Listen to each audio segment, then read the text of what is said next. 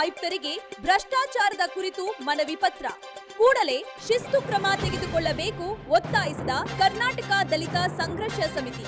ಜಿಲ್ಲಾಧ್ಯಕ್ಷರಾದ N Prasad ಒತ್ತಾಯಿಸಿದರು.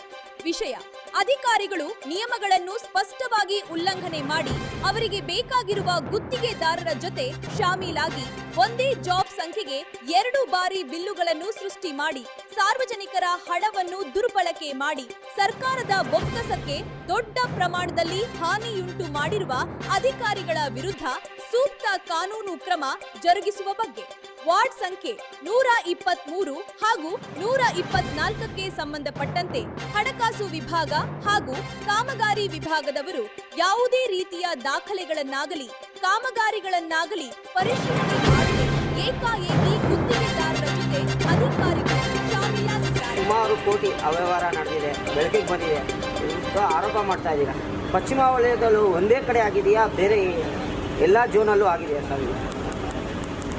ಈಗ ಪಶ್ಚಿಮ ವಲಯದಲ್ಲಿ ಆಗಿರೋದು ಮಾತ್ರ ಆಧಾರ ಸಿಕ್ಕಿದೆ. ಎಲ್ಲ ಟೋಟಲ್ ಬೆಂಗಳೂರು, ಸಂಪೂರ್ಣವಾಗಿ ಬೆಂಗಳೂರಲ್ಲೆಲ್ಲ ಮಾಡಿದ್ದಾರೆ ಈ ಥರ.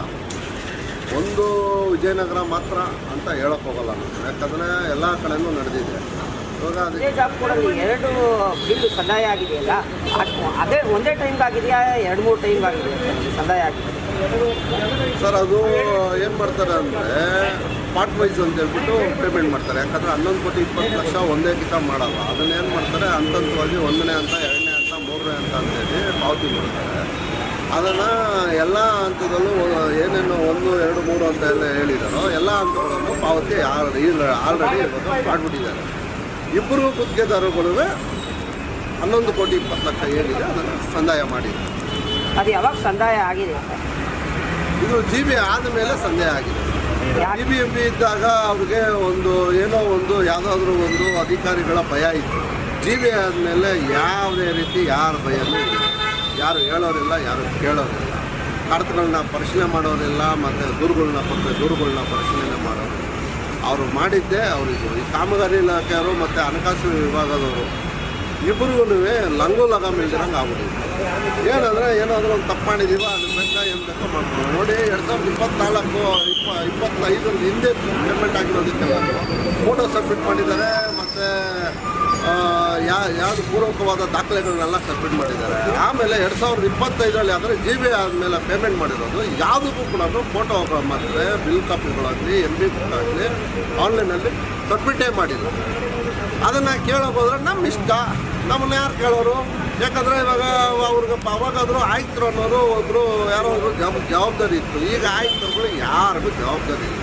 ಹೋದ್ರೆ ನಂದೇ ಹೋಗುತ್ತೆ, ಹೋಗ್ಲಿ ಬಿಡುವ.